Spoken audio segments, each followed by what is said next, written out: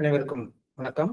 ஒளி உலகில் இருந்து மென்குரல்கள் பாகம் 2ல நம்ம மார்ச் மாத செய்திகள் 1945 வருடத்துடைய மார்ச் மாத செய்திகளை படிச்சுட்டு இருக்கோம்.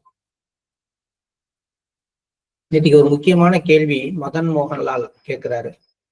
அதுலதான் நம்ம நிறுத்தணும். ஒருவரின் மனதில் எழுகின்ற எண்ணம் உடனடியாக மாஸ்டரின் கவனத்தை எட்டுவதற்கான வழிமுறை யாது? மதிப்பிற்குரிய லாலாஜி, மாஸ்டருடனான தீவிர ஒத்துணர்வை நிலை நிறுத்துவதன் மூலம் இதை அடைய முடியும். ஒருவர் தன் மனதில் ஏற்ற இறக்கங்களுக்கு இடமே இல்லாத விதத்தில் தொடர்ந்து தன்னை அமைதி அடைய செய்வதில்தான் இதற்கான வழிமுறை உள்ளது. இந்த ஒத்ததிர்தல் அப்படிங்கிற விஷயம், ஒத்துணர்வு அப்படிங்கிற விஷயம் ரொம்ப ஒரு முக்கியமான கான்செப்ட். இது நம்ம எல்லாருக்குமே தெரிஞ்ச விஷயம்தான். இருந்தாலும் இதை ரெசனன்ஸ் அப்படின்னு நம்ம சொல்லலாம். ஒரு பிசிக்ஸ் அது மாதிரி சப்ஜெக்ட் எடுத்து படிச்சவங்க, சயின்ஸ் சப்ஜெக்ட்ல இருக்கிறவங்க எல்லாருக்குமே தெரியும் இந்த ஒத்ததிர்வை பத்தி.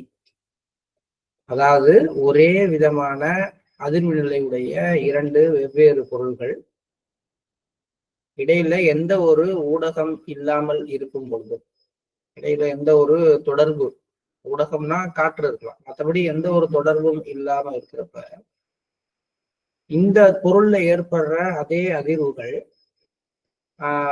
அந்த இன்னொரு பொருள்லையும் ஏற்படும். இதுதான் நம்ம ஒத்ததிர்வு அப்படின்னு சொல்லுவோம். இதுக்கு ஒரு சின்னதா எக்ஸ்பெரிமெண்ட் எல்லாம் பண்ணுவோம். கிளாஸ்ல நாங்க பண்ணும் பொழுது ஒரு ஒரு குறிப்பிட்ட அதிர்வு நிலையுடைய கம்பியை எடுத்து என்ன பண்ணுவோம், கட்டி வச்சிருவாங்க. ஒரு பெரிய போர்டுல கட்டி வச்சிருவாங்க, வெயிட் போட்டு. இப்ப அந்த கம்பியினுடைய அதிர்வு ஒரு 100 ஹெர்ட்ஸ் அப்படின்னா, எங்கள்கிட்ட நிறைய டியூன் ஃபோர்க்கு கொடுப்பாங்க, ஒய் மாதிரி கவை மாதிரி. அதுல 100 ஹெர்ட்ஸ் உள்ளது இருக்கும், 120 ஹெர்ட்ஸ் உள்ளது இருக்கும், 40 ஹெர்ட்ஸ் உள்ளது. அதை அப்படி தட்டுனோம்னா அதுல ஒரு அதிர்வு வரும். அந்த அதிர்வினுடைய அளவு ஒரு வினாடிக்கு 100 ஹெர்ட்ஸ், 120 ஹெர்ட்ஸ், 130 ஹெர்ட்ஸ். ஒரு எக்ஸாம்பிளுக்காக சொல்றேன். இந்த யூனிட்ஸ் எல்லாம் வேற வேற இது மாதிரி இருக்கிற நிறைய டியூன் ஃபோர்க்கு கொடுத்துருவாங்க. இப்ப என்ன கேட்பாங்க அப்படின்னா, அந்த கம்பியினுடைய அதிர்வு என்ன அப்படின்னு எங்களை கேட்பாங்க. அந்த கம்பியோட அதிர்வெண் என்னன்னு எழுதி போட்டிருக்க மாட்டாங்க. இதை நாங்க எப்படி கண்டுபிடிக்கணும் அப்படின்னா, அந்த கம்பி மேல ஒரு பேப்பரை சின்னதா வச்சிருவோம். வச்சுட்டு கொஞ்சம் தூரம் தள்ளி இந்த டியூன் ஃபோர்க்கு இப்படி தட்டி கையில எடுப்போம். அந்த கம்பி மேல வைக்க மாட்டோம், அதெல்லாம் கவனிச்சுங்க, தனியா தட்டுவோம். இப்ப எந்த டியூன் ஃபோர்க்கு, அந்த எந்த கவை கரெக்டா அந்த கம்பியினுடைய அதிர்வுக்கு ஏற்ற அதிர்வை இங்கே ஏற்படுத்துதோ, அந்த கவை இங்கே அதிர்ந்த உடனேயே கம்பியிலையும் அதிர்வு ஏற்படும், உடனடியே அந்த பேப்பர் கீழே விடும். ஸோ அதோட கூட உள்ளது தட்டினாலும் அந்த கம்பி அதிராது. இப்போ 100 ஹெர்ட்ஸ் உள்ள ஒரு கம்பிக்கு 150 ஹெர்ட்ஸ் உள்ள ஒரு டியூன் ஃபோர்க்கை தட்டினோம்னா அந்த தட்டுதலுக்கு அந்த கம்பி பதில் சொல்லாது. அதே நேரத்துல ஒரு 80 ஹெர்ட்ஸ் உள்ள ஒரு டியூன் ஃபோர்க் எடுத்து தட்டினாலும் அந்த கம்பியில அதிர்வு வராது. ஆனா நம்ம கையில இருக்கிற டியூன் ஃபோர்க்கு கரெக்டா அந்த கம்பியோட அதிர்வெண்ணோட ஒத்து போகும் பொழுது, நம்ம இங்க தட்டும் பொழுது சம்பந்தமே இல்லாம அந்த கம்பியிலையும் அந்த அதிர்வு சரியாக ஏற்படாது. அப்ப ரெசனேஷன், ஒத்து அதிர்தல், ஒத்து உணர்தல் அப்படின்னா என்னன்னா, இங்க என்ன வைப்ரேட்டரி மூவ்மெண்ட் இருக்கோ அதே வைப்ரேஷன் அங்க ஏற்படும் பொழுது மாஸ்டர் மனசுல, நம்ம மனசுல எழுதுகின்ற எண்ணங்கள் மாஸ்டர் மனசுல ஒதுக்க ஆரம்பிக்குது அப்படிங்கிறார். அதுதான் அவர் சொல்றாரு, மாஸ்டருடனான தீவிர ஒத்துணர்வை நிலை நிறுத்துவதன் மூலம் இதை அடைய முடியும். ஒருவர் தன் மனதில் ஏற்ற இறக்கங்களுக்கு இடமே இல்லாத விதத்தில் தன்னை அமைதி அடைய செய்வதில் தான் இதற்கான வழிமுறை உள்ளது. அப்ஸ் அண்ட் டவுன்ஸ் இருக்கக்கூடாது மைண்ட்ல. மைண்ட் எப்பயும் காமா இருக்கும். மைண்ட் எப்பயும் காமா இருந்துச்சு அப்படின்னா அது ஒரு கிளியரா இருக்கக்கூடிய ஒரு வாட்டர் சர்ஃபேஸ் மாதிரி. அதுல எந்த அலைகளும் இல்லை, எந்த கலக்கங்களும் இல்லை, குழப்பமும் இல்லைன்னா கீழே இருக்கிற தரையை மேலேருந்து நம்மளால பார்க்க முடியும்.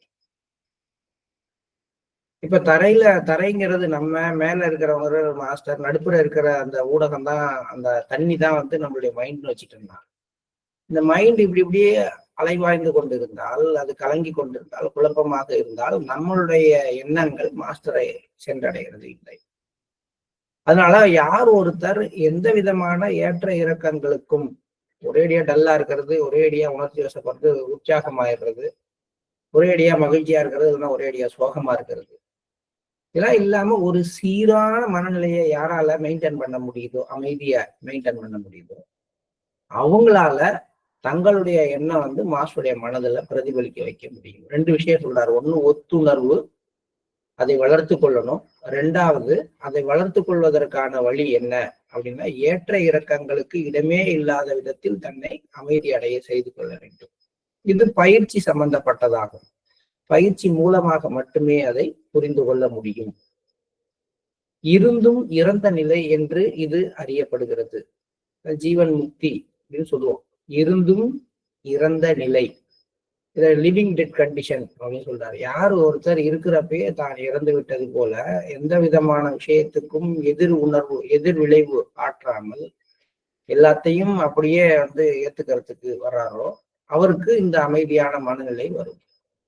ஒருவரது உள்நிலை இறந்த நபரை போன்று ஆகிவிட்டால் அதுவே உண்மையான ஜீவன் முக்தி ஆகும். இந்த உள்நிலையை எவரும் எட்டவில்லை. எவரிடத்திலாவது அந்த உள்நிலையை காண வேண்டும் என்று என் இதயத்தில் ஏக்கத்துடனேயே நான் மறைந்தேன். அதை அடைவதற்கு முன்பாக ஆன்மீக இன்பத்தை பெருமளவு உணர்ந்தாலும் அது உண்மையில் இதன் பிறகுதான் அங்கே இருக்கிறது. அதாவது இந்த லிவிங் டெட் கண்டிஷனுக்கு முன்னாடி ஒரு பேரானந்த நிலையெல்லாம் உருவாகும். ஆனா அந்த பேரானந்த நிலையை விட பல மடங்கு ஆனந்த நிலை எதுன்னா இந்த லிவிங் டெட் கண்டிஷன் தான். ஆனா நான் உயிரோட இருந்த வரைக்கும் யாருமே அந்த நிலையை எட்டல. இந்த யாருமேங்கும் பொழுது அதுல பாபுஜி வரமாட்டார். அதை எப்பயுமே அவர் சொல்லுவார், அதற்கு நீங்கள் விதிவிலக்கு அப்படின்னு எப்பயுமே சொல்லுவார். இந்த லிவிங் டெட் கண்டிஷன் பாபுஜி பிறக்கும் பொழுதே அவருடைய இருந்துச்சு, லாலாஜி பிறக்கும் போதே அவருடைய இருந்துச்சு அப்படிங்கிறாங்க. இது உண்மையில் இதன் பிறகுதான் அங்கே இருக்கிறது. நான் பிறக்கும் பொழுதே அந்த நிலை என்னுள் இருந்தது. அன்பு ராமச்சந்திராவின் விஷயத்திலும் அவ்வாறுதான் இருந்தது.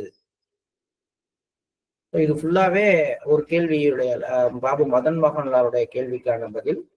ஒருவர் மனதில் எழுகின்ற எண்ணம் உடனடியாக எண்ணம் எழுந்த உடனேயே மாஸ்டருடைய கவனத்தை அந்த எண்ணம் போய் ஈர்க்கணும் அப்படின்னா அவர் எப்படி இருக்கும்?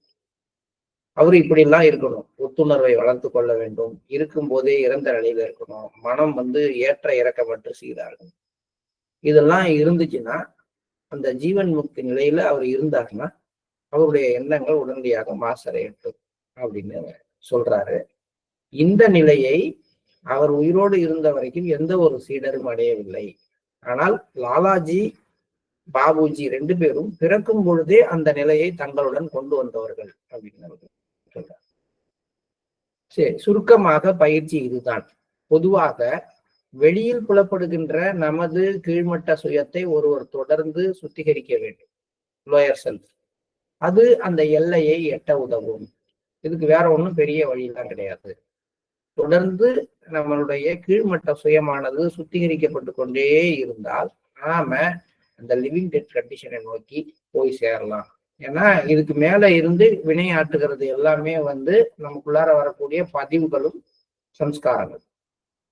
இந்த பதிவுகள் சம்ஸ்காரங்கள் செயல்படுகின்ற அந்த கீழ்மட்ட சுயம், லோயர் செல்ஃப்னு சொல்லக்கூடிய அந்த கீழ் சுயத்தை, நான்கிற விஷயத்தை யார் ஒருத்தர் தொடர்ந்து சுத்திகரிப்பு செய்து கொள்கிறாரோ, தூய்மையா வைத்துக் கொள்கிறாரோ, அவர்கள் அந்த இருந்தும் இறந்த நிலைங்கிற எல்லையை போய் தொட முடியும். அன்பு பாபு மதன் மோகன்லால் இது மகத்துவம் வாய்ந்த ஒரு விஷயமாகும். இதை பரிபூரண ஐக்கிய நிலை என்றும் கூறலாம். அதற்கு பிறகு செய்வதற்கோ அல்லது பயிற்சி செய்வதற்கோ எதுவும் இல்லை. யார் ஒருவர் இருக்கும் பொழுதே இறந்தவர் அப்படிங்கிற நிலையை அடைகிறாரோ அவர் எதுவும் செய்யறதுக்கு கிடையாது, அவர் பயிற்சி பண்றதுக்கும் எதுவும் கிடையாது. அவருடையவராக இருப்பது ஒருவரது கடமை என்பதில் ஐயமில்லை. எனது வாழ்க்கை முழுவதும் அதுவே என் வழியாக இருந்தது. நீங்கள் அனைவரும் ஒருபோதும் அதை கைவிடக்கூடாது. எவ்வளவு உயரிய நிலையை எட்டினாலும் எப்போதும் உங்களை அவருடையவராகவே கருதுங்கள். இது ஒரு முக்கியமான கோட். இது பாபுஜி எல்லா இடத்துலையும் ரிஃப்ளெக்ட் பண்றாரு. அவருடைய செயல்பாட்டுல எல்லா நிலைகள்லையும் எல்லா இடங்கள்லையும் தன்னை தன்னுடைய குருநாதருடைய உடைமையாகவே கருதுகிறார். என்ன காரணம் அப்படின்னா, உடைமை யாருடையதோ அவருடைய அனுமதியோடு தான் அதை பயன்படுத்தும் எப்பயும். அப்ப என்னுடைய உடைமையாக என்னுடைய மனதை கருதும் போது என் இஷ்டத்துக்கு பயன்படுத்துறேன். என்னுடைய குருநாதருடைய உடைமைன்னு நான் கருதும் பொழுது அவருடைய அனுமதிக்கு ஏற்ற மாதிரி அவருடைய விருப்பத்துக்கு ஏற்ப நான் பயன்பட ஆரம்பிக்கிறேன். அதனால இது எல்லாமே கொஞ்சம் வெயிட்டான வார்த்தைகள் தான். இதை நம்ம யோசனை பண்ணி பார்க்கும் பொழுது இதனுடைய உண்மையான சாராம்சம் நம்ம இதயத்துல இறங்குது அப்படின்னா இது ஒரு அற்புதமான விளைவை நமக்கு ஏற்படுத்தலாம்.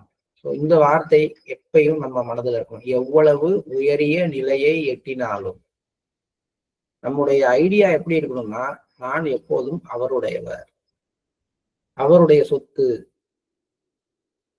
நான் அவருடைய உடைமை, அவர் தான் எனக்கு எல்லாம், அவர் என்னுடையவர் அல்ல, நான் தான் அவருடையவர் அப்படிங்கிற அளவுக்கு நம்மளுடைய ஐடியா இருக்கணும். அன்பு ராமச்சந்திராவின் பயிற்சி இந்த உள்நிலையிலிருந்து தான் ஆரம்பித்தது. நான் இதெல்லாம் அடையணும், கீழ்நிலை மட்டத்துல எல்லாத்தையும் சுத்திகரிப்பு செய்து மெல்ல மெல்ல இந்த நிலையை எட்டுங்கள்னு உங்களுக்கு சொல்றேன். ஆனா ராமச்சந்திரா அவருடைய பயிற்சியுடைய ஆரம்ப காலகட்டத்திலேயே அவர் இந்த நிலைமையில தான் என்கிட்ட வந்திருந்தார். பிறக்கும் போதே அவர் இந்த அளவு முன்னேறிய நிலையை எட்டியிருந்தார். அது ப்ரீவியஸ் பர்த்தினுடைய விளைவுகளாக இருக்கலாம், தெய்வீக சங்கல்பமாக இருக்கலாம். அதை நம்ம புரிஞ்சுக்கிற அளவுக்கு நமக்கு மாஸ்டர் என்னைக்கு நம்முடைய விஸ்டம், நம்முடைய அறிவையும் நம்முடைய கூர்ணர்வு திறனையும் விரிவடைய செய்கிறார் அன்னைக்கு புரிஞ்சுக்கலாம். இப்ப லாலாஜி சொல்றத வச்சு நம்ம பார்க்கும் பொழுது அவர் பிறக்கும் பொழுதே அந்த ஒரு உள்நிலையோட இருந்தார். இதை கருத்தில் கொண்டு அவருக்கு பயிற்சி அளிக்கும் விதத்தில் அதை காணும் திறன் எவரிடமும் இல்லை. பிறக்கும் பொழுதே லிவிங் டெட் கண்டிஷன்ல வந்த ஒருத்தருக்கு கொடுக்கக்கூடிய பயிற்சிகள் அதை விட உன்னதமானதாக சூட்சுமமானதாக இருக்கும். ஆனா அந்த கண்டிஷன்ல தான் அவர் பிறந்தாருங்கிறத புரிஞ்சுக்கிற ஐடியா கூட யாருக்கும் கிடையாது. ஏன் நானே கூட காலப்போக்கில் தான் அதை புரிந்து கொண்டேன். ராமச்சந்திரா வந்த உடனே எனக்கு தெரியாது, கொஞ்சம் கொஞ்சமா தான் அவருடைய அந்த இன்னர் கண்டிஷனை என்னால புரிஞ்சுக்க முடியுது. ஆனா ஒரு இடத்துல இயக்கம் இருந்ததுன்னா இயக்கத்தை வச்சு எதையும் கணக்கு போடலாம். இயக்கம் இல்லாததனுடைய தன்மையை உணர்றது ரொம்ப கஷ்டம். எப்பவுமே நம்மள மாதிரி ஆட்களுக்கு மருத்துவராக இருக்கிறத விட குழந்தைங்களுக்கு மருத்துவராக இருக்கிறது கஷ்டம். குழந்தைங்களுக்கு மருத்துவராக இருக்கிறத விட கால்நடை மருத்துவராக இருக்கிறது கஷ்டம். என்னன்னு பாருங்களேன், இப்ப நானும் நீங்களும் போனோம்னா டாக்டர்கிட்ட எல்லாத்துக்கும் எனக்கு தலையை வலிக்குது, எனக்கு வயிற்றுக்குள்ளார வலி இருக்குது, நெஞ்ச வலிக்குது, இங்க பிடிக்குது, அங்க பிடிக்குது சொல்லுவோம். ஸோ அதை வச்சு டாக்டர் ஒரு இந்த இடத்துல பிரச்சனை இருக்குன்னு மருந்து கொடுக்கும். ஆனா குழந்தை வைத்தியரோட நிலைமையை பாருங்களேன், அவர் போய் அந்த குழந்தைகிட்ட எதுவும் கேட்க முடியாது, அது கத்திட்டு இருக்கும், அவ்வளவுதானே ஒழிய அது எந்த இடத்துல வலிக்குது, ஏன் கத்துதுங்கிறது அதுக்கு தெரியாது. அதே சரி அம்மாவை கேட்கலாம்னா அம்மா ஒண்ணுக்கு பார்த்தாலும் சொல்லுவாங்க. அம்மா சொல்றதை வச்சு மருந்து கொடுத்தா அந்த குழந்தைக்கு எதுவுமே சரியாகாது. ஏன்னா அம்மா அவங்க கண்டிஷன்ல இருந்து பார்க்கும் பொழுது எல்லாமே அவங்களுக்கு அந்த குழந்தைய பாதிக்கிற மாதிரி ஒரு உணர்வை ஏற்படுத்தி. அப்போ உள்ளுணர்வு தான் அவருக்கு முதல்ல ஒரு பொண்ணு, குழந்தை இப்படி அழுகுதுன்னா இதுவா இருக்குமா, என்ன செஞ்சுது, அதனால இது இருக்கலாமா அப்படின்னு மெல்ல சூழ்நிலையிலிருந்து அதை கண்டுபிடிக்கிறார். இதோட கொடுமை கால்நடை மருத்துவருக்கு. அதோடைய சூழ்நிலை என்னன்னு தெரியாது, அது என்ன சாப்பிட்டதுன்னு தெரியாது, ஏன் படுக்கையா இருக்குதுன்னு தெரியாது, ஏன் 4 நாளா அது புல்லே சாப்பிடலன்னு தெரியாது ஒரு மாடு. அதுக்கு என்ன டெம்பரேச்சர் இருக்கு, என்ன மாதிரி வயிற்றுக்குள்ளார பிரச்சனைன்னு அதால சொல்லவும் முடியாது. ஆனா அதை கூறுணர்வு திறனால உணர்ந்து செய்ய வேண்டிய நிலைமையில ஒரு வெட்டரி டாக்டர். ஏன் அதை நான் இங்க சொல்ல வர்றேன் அப்படின்னா, ஒருத்தர் இது மாதிரி வெளிப்படையா பேசும் பொழுது, செயல்படும் பொழுது அவரை அடையாளம் கண்டுக்கிறதும் அவரை இதுதான் அவருன்னு ஈஸியா நம்மளால புரிந்து கொள்ளவும் முடியும். அமைதியாக இருக்கிறவங்கள அவங்களுடைய நிலை என்னங்கிறது யாராக்காகவும் புரிந்து கொள்ளவே முடியாது. ஒருத்தர் லிவிங் டெட் கண்டிஷனுக்கு போய் அவருடைய புலன்கள் எதுவுமே எதுக்கும் எதிர்வினை ஆற்றாத நிலைமையில இருக்கும் பொழுது பக்கத்து பார்த்தோம்னா அது எப்படி இருக்கும் அப்படின்னு கேட்டீங்கன்னா ஒரு தாமச நிலை மாதிரி இருக்கும். எல்லாமே டல்லா இருக்கிற மாதிரி இருந்திருப்பாங்க. எதற்குமே அவங்கள்ட்ட இருந்து பெரிய எதிர்வினை இருந்திருக்காது. எந்த ஒரு சாதாரண டிரான்ஸ்மிஷனுக்கும் அவங்க எதிர்வினை ஆற்ற மாட்டாங்க. ஏன்னா சூட்சுமத்தன்மை இல்லையா.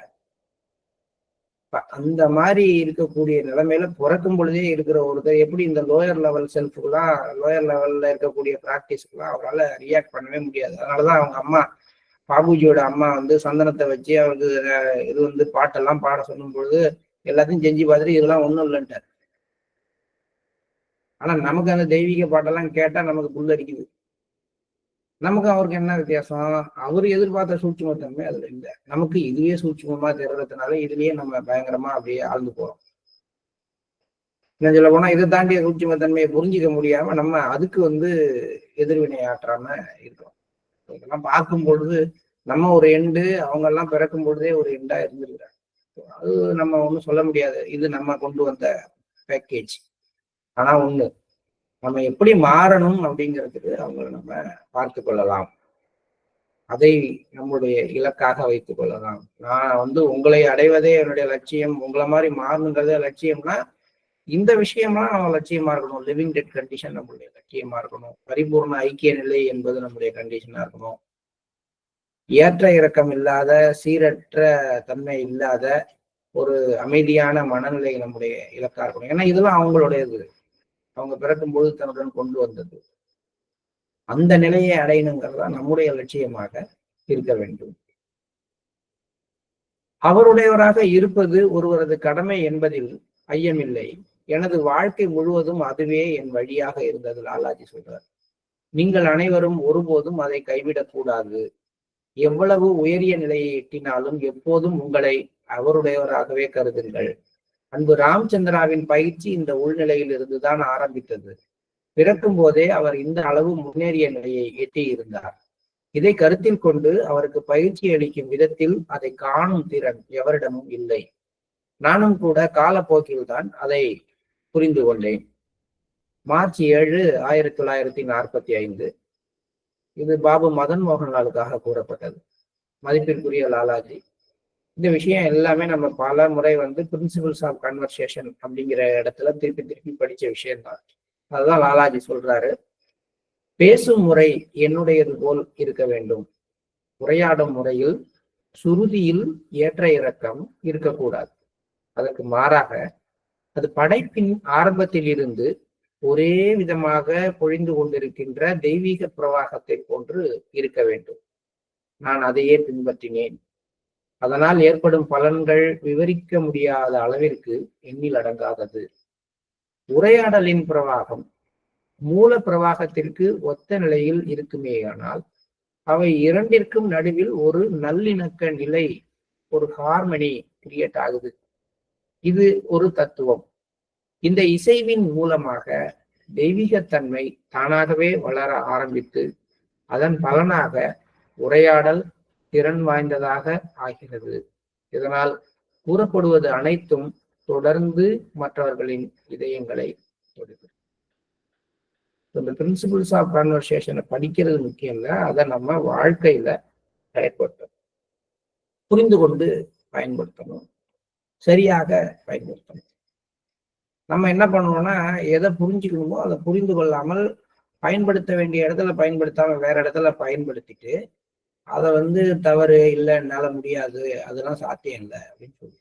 உதாரணத்துக்கு சொல்றேன், இப்ப வந்து லாலாஜி சொல்றாரு இல்லையா, சுருதியில் ஏற்ற இறக்கம் இல்லாமல் படைப்பின் ஆரம்பத்தில் இருந்து ஒரே விதமாக பொழிந்து கொண்டிருக்கிற அந்த தெய்வீக பிரவாகம் போல சீரா இருக்கணும் பேச்சு. Very good. ஆமா, இது வந்து உரையாடலுக்கு லாலாஜி சொன்னது. உரையாடல்ங்கிறது என்ன? நீங்களும் நானும் பேசிக்கிறது. இதுல ஒரு 4-5 பேரோட உட்கார்ந்து பேசுறதுக்கு, டிஸ்கஸ் பண்றதுக்கு பேர் உரையாடல்.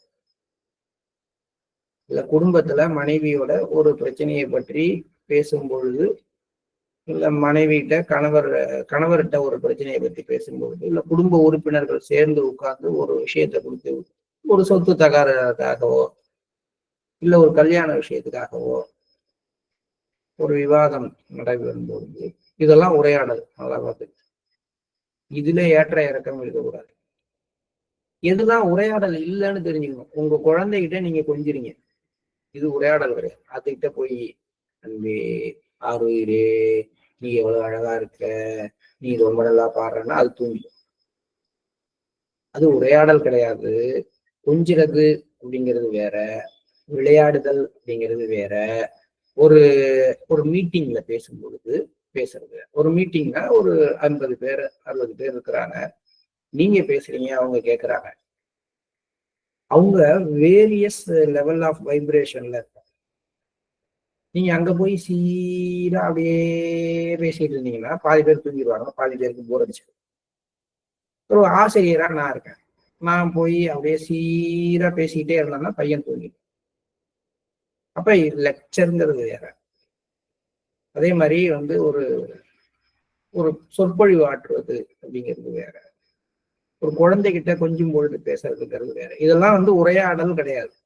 இது எப்ப உரையாடல் ஆகும்னா, யாருக்கிட்ட நம்ம லெக்சர் பண்றோமோ, யாருக்கிட்ட நம்ம சொற்பொழிவு ஆற்றுகிறோமோ, அவங்க எல்லாருடைய மனநிலையும் எல்லாருடைய வைப்ரேட்டரி லெவலும் ஒண்ணு ஆனதுக்கு அப்புறம் வேணா இது சாத்தியம். இப்ப வேரியஸ் இருக்கவங்க அங்கெல்லாம் ஏற்ற இறக்கம் வச்சு குறைச்சி கூட்டி பேசினாதான் அவங்களுடைய கவனத்தை தொடர்ந்து நம்மளை நோக்கி வச்சிருக்கு. அதன் பிறகு மெல்ல மெல்ல மெல்ல மெல்ல அவங்க எல்லாம் ஒன்னான பிறகு அதுக்கப்புறமேட்டுக்கு மெல்ல நீங்க பேசும்பொழுது மாஸ்டர் எப்படி பேசுறாரு, மாஸ்டர் கிளாஸ்ல எப்படி பேசுறாரு, அது மாதிரி அந்த பேச்சு மாறும் பொழுது நல்லா ஒரு ஹெச்எஃப்னுக்கே போறோம். எடுத்த எடுப்பிலேயே அன்புள்ள அனைவருக்கும் மிகவும் நாங்கள் இங்கிருந்து அப்படின்னா யாருமே அவங்களுடைய கவனம் கூட திரும்பாது. கொஞ்ச நேரம் அந்த ஏற்ற இறக்கம் வைத்து எல்லாருடைய வைப்ரேஷனும் ஒன்னான பிறகு அது உரையாடலாமா. இப்ப நம்ம பேசுறது உரையாடலை பற்றி. அதனால அதெல்லாத்துலயும் கொண்டு போய் நான் நேரடியா லாலாஜியை கொண்டு போய் லாலாஜியோட பிரின்சிபலை கொண்டு போய் எக்ஸ்பிளைன் பண்ணி உள்ளார திணிச்சு பார்த்தீங்கன்னா இது செட் ஆகாதுன்னு சொல்லக்கூடாது. நம்ம பண்ண வேண்டிய இடங்கள் எங்கெங்க அப்படின்னா, நம்முடைய ஃப்ரெண்ட்ஸோட பேசும் பொழுது, ரிலேட்டிவ்ஸோட பேசும் பொழுது, நம்முடைய ஃபேமிலி மெம்பர்ஸோட பேசும் பொழுது, நம்ம ஒரு அபியாசிகள் ஒரு 4-5 பேர் உட்கார்ந்து ஒரு விஷயத்த பேசும் பொழுது, ஆசிரம விஷயங்கள்ல முடிவு எடுக்கும் பொழுது, இந்த மாதிரி இடங்கள்ல உரையாடும் பொழுது சுருதியில் ஏற்ற இறக்கம் இல்லாமல் படைப்பின் ஆரம்பத்தில் இருந்து ஒரே விதமாக பொழிந்து கொண்டிருக்கும் தெய்வீக பிரவாகத்தை போன்று இருக்க வேண்டும். இதுக்காகவே நம்ம பேசலாம். அதாவது ஏதோ ஒண்ணு பேசும் பொழுது இதை பயன்படுத்தணும்னு இல்லை. ஒரு குறிப்பிட்ட விஷயத்தை எடுத்துக்கிட்டு உட்கார்ந்து நம்ம டிஸ்கஸ் பண்றதுன்னு இதுக்காகவே நம்ம அதோடைய எய்மே என்ன இருக்குன்னா பிரின்சிபிள்ஸ் ஆஃப் கான்வர்சேஷனை பயிற்சி பண்றது. அதுக்காகவே ஒரு பிரச்சனையை எடுத்துக்கலாம். உதாரணத்துக்கு ஒரு ஆசிரமத்தோடைய வளர்ச்சியை எப்படி கொண்டு போறது, இல்ல ஒரு மையத்தை எப்படி வளர்க்கறது, இல்லைன்னா விஸ்பர்ஸ் ஃப்ரம் தி கிரேட்டர் வேர்ல்டுல இருந்து ஒரு 2 பக்கத்தை எடுத்துக்கிட்டு இதை படிச்சு இதுல லாலாஜி என்ன சொல்றாரு, பாபுஜி என்ன சொல்றாரு,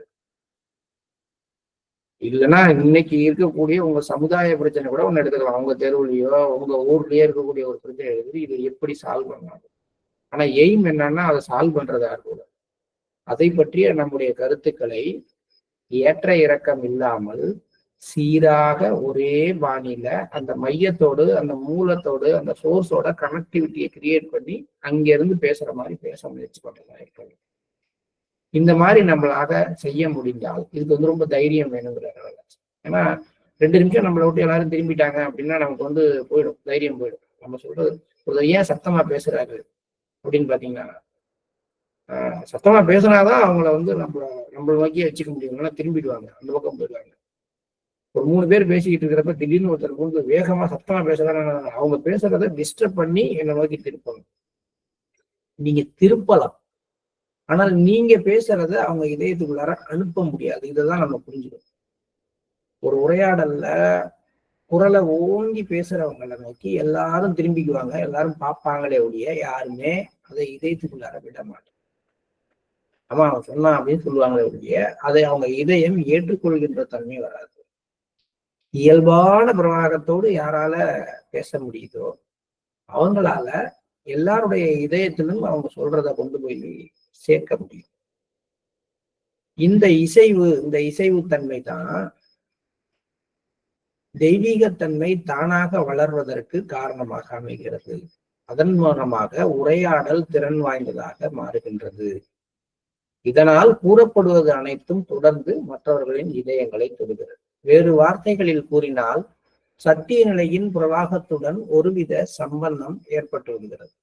தொடர்பு உருவான பின் அங்கு விரும்பிய விளைவும் நிச்சயமாக ஏற்பட்டுவிடும். நாம் அதை பின்பற்றினால் சரியானதும் பிரயோகிக்கப்பட வேண்டிய வார்த்தைகளும் மட்டுமே உரையாடலில் வெளிவரும். ரொம்ப முக்கியமான விஷயம் என்னன்னா, இந்த பிரின்சிபிள்ஸ் ஆஃப் கான்வர்சேஷனை நம்ம ஃபாலோ பண்ணும் பொழுது முக்கியமா சரியான என்ன வார்த்தை பயன்படுத்தணுமோ அந்த வார்த்தைகள் மட்டுமே நம்மகிட்ட இருந்து வரும். தேவையில்லாத ஜோடனைகள் இருக்காது, எக்ஸாகரேஷன் இருக்காது. எல்லாரையும் கவனிக்கணும் வைக்கணுங்கிறதுக்காக ஜோக் அடிக்கிறதா நினைச்சுக்கிட்டு, இல்லைன்னா பெரிய பெரிய உதாரணங்கள்லாம் சொல்றதா நினைச்சுக்கிட்டு எல்லாரையும் போர் அடிக்க வைக்கிற வேலையெல்லாம் அது. நம்ம என்னென்ன வேலை நம்ம பேசும்பொழுதுதான் நம்ம எவ்வளவு நடிக்கிறோங்கிறது தெரியும். நம்மளை கவனிச்சு பார்த்தோம்னா சீரா உண்மையா நம்ம பேசுறதே கிடையாது. ஒவ்வொருத்தர்கிட்ட பேசும்பொழுது, ஃப்ரெண்டுகிட்ட பேசும்பொழுது, நம்ம அலுவலகத்துல பக்கத்து சீட்டுக்காரர்கிட்ட பேசும்பொழுதுலாம் ஜஸ்ட் நம்மள கவனிச்சோம்னா நம்ம நிறைய நடிப்போம்னா நான் நினைக்கிற விஷயத்த அப்படியே சொல்றது இல்லை. அதுக்கு இந்த பக்கம் அந்த பக்கம் அந்த பக்கம்லாம் எல்லாமே சேர்த்து அணை கட்டி அதை பெருசாக்கி, அல்லது நான் சொல்ல வர விஷயத்த சின்னதாக்கி, இல்ல நான் சொல்ற வர்றதுதான் நீங்க எல்லாருமே நினைக்கிறத விட பெருசுன்றத காட்டுறதுக்காக அதுக்கு வேற ஒரு ஆளு அங்க ஒருத்தர் பெரிய ஆள்லாம் சொன்னாருலாம் சொல்லி அப்படின்லாம் சொல்லக்கூடிய பழக்கம் நிறைய பேருக்கு உண்டு. ஆக அவையெல்லாம் நிச்சயமாக நம்மை பற்றி ஒரு தவறான அபிப்பிராயத்தை ஏற்படுத்தலாம். சரி, தவறான அபிப்பிராயம் இல்லை, நல்லா பேசுவாருங்க, அவர் சொல்றதெல்லாம் புத்திசாலித்தனமா இருக்குங்கன்னு சொன்னா கூட, நம்ம சொல்றதெல்லாம் சரின்னு ஒத்துக்கிட்டா கூட அதை அவங்க ஃபாலோ பண்ண மாட்டாங்க. ஏன்னா அவங்க இதயத்தை அது அடையாது. ஆனால் நாம இந்த ஒரு மூலத்தோடு கலந்து அந்த நிலையில இருந்து சீராக பேசுற தன்மையை வளர்த்து கொள்ளும் பொழுது அது இதயத்தை தொடுகிறது, விரும்பிய விளைவை ஏற்படுத்துகிறது. சரியான பிரயோகிக்கப்பட வேண்டிய வார்த்தைகள் மட்டுமே நம்முடைய வாயிலிருந்து வெளிப்படுகிறது. இதனுடைய முக்கியமான தாற்பயம், பெரும்பாலும் நம்ம பேசுற பேச்சுல இந்த எக்ஸ்ட்ரா போடுற பிட்டு தான் நிறைய பேருடைய மனக்காயங்களுக்கு, ஒரு விவாதத்துல மற்றவங்களோட ஒரு பிரச்சனையை ஏற்படுத்திக்கிறதுக்கு காரணமா அமைகிறது. எதை பேசணுமோ அந்த பயன்படுத்த வேண்டிய வார்த்தைகளை தாண்டி பயன்படுத்துற சில வார்த்தைகள். அது ஒரு ஏளனத்தை காட்டிடலாம், சில பேரை மட்டம் தட்டுற மாதிரி ஆயிடலாம். அப்ப அந்த மாதிரி வார்த்தைகள் தானாகவே இங்க கட்டாயிடுது. ஸோ ஒரு மனிதன் தன்னுடைய விரோதிகளை சம்பாதிக்கிறது அவனுடைய உடல் பலத்தினால, உடல் இயக்கங்கள்னால கிடையாது.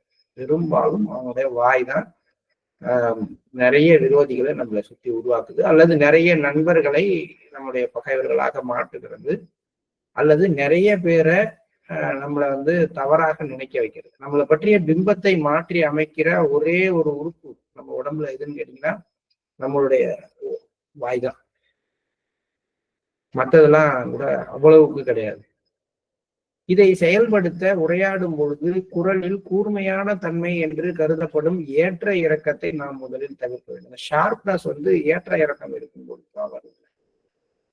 இந்த வகையான உரையாடும் போக்கிற்கு தொடர்ந்து சத்திய நிலையுடன் இசைவு ஏற்படுவதால் நாளடைவில் கூர்மைத்தன்மை குறைந்துவிடும். கூர்மைத்தன்மை என்பதன் பொருள் நான் மிகவும் கடினத்தன்மை வாய்ந்த கோபத்தை மட்டும் குறிப்பிடவில்லை.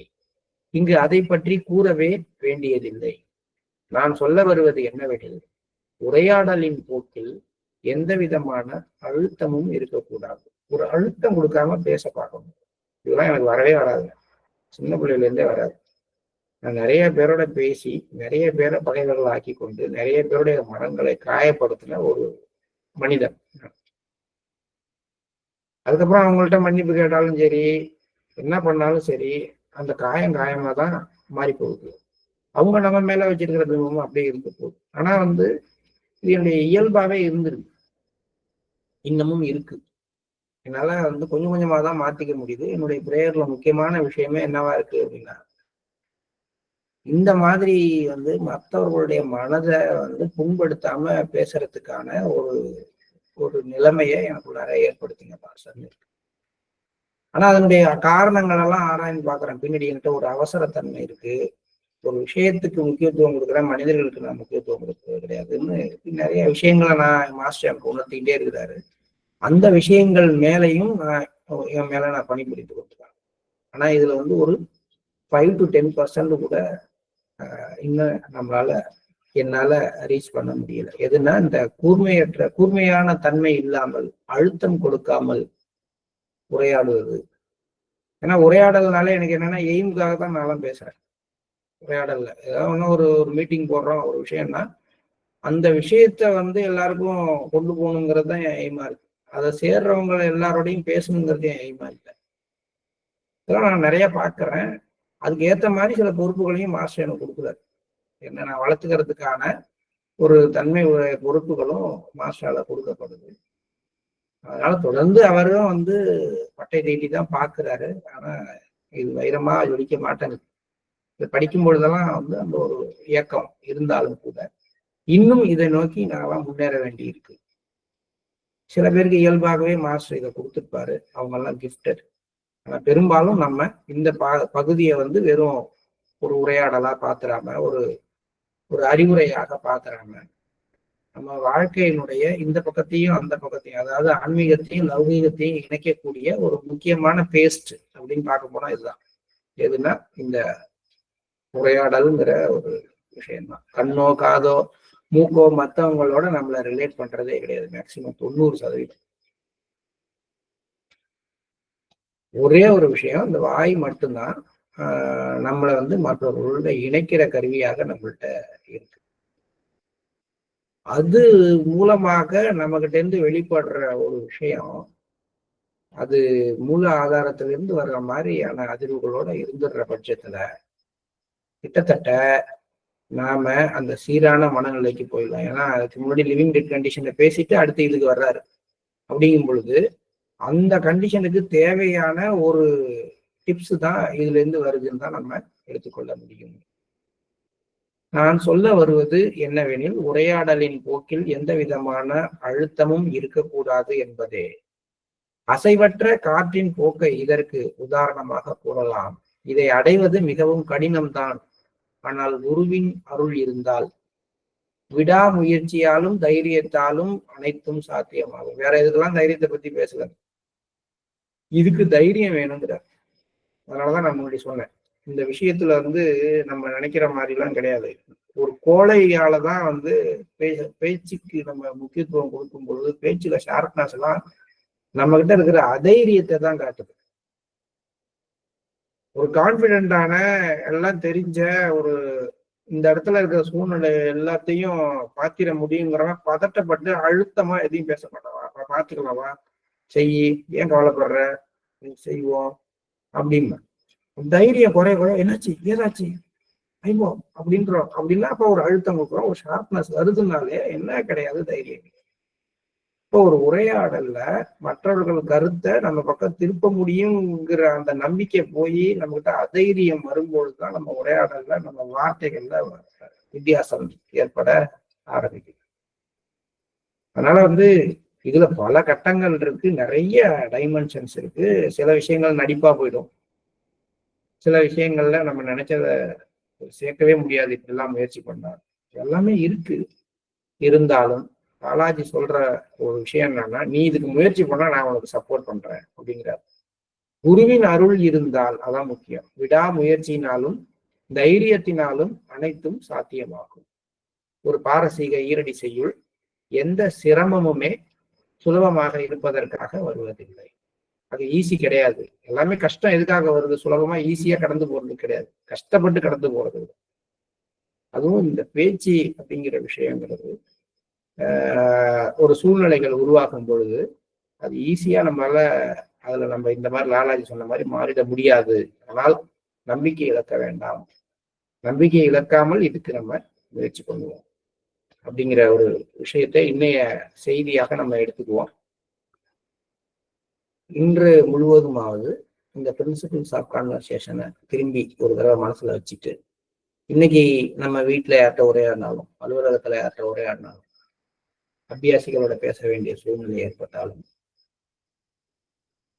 மாஸ்டரோட நம்மளை கனெக்ட் பண்ணிட்டு குரல்ல ஏற்ற இறக்கம் இல்லாமல், சீரான தன்மையோட, அழுத்தம் இல்லாமல் எளிமையாக பேச முயற்சி பண்ணுவோம். இன்னைக்கு ஒரு நாளைக்கு பண்ணி பார்ப்போம். அதுக்கான சூழ்நிலைகள் மாஸ்டர் கொடுத்தால் அந்த சூழ்நிலைகளை பயன்படுத்திக்கிட்டு நாமும் சில விஷயங்களை கற்றுக்கொள்வோம். மாஸ்டருடைய அருளால நம்ம எல்லாருக்குள்ளாரையும் அந்த ஒரு தன்மை, லாலாஜி சொன்ன மாதிரியான அந்த ஒரு சீராக பேசுகிற தன்மை உருவாகாது. இன்றைய கால தியானம் ஒரு விதையாக அமையும். Please start meditation.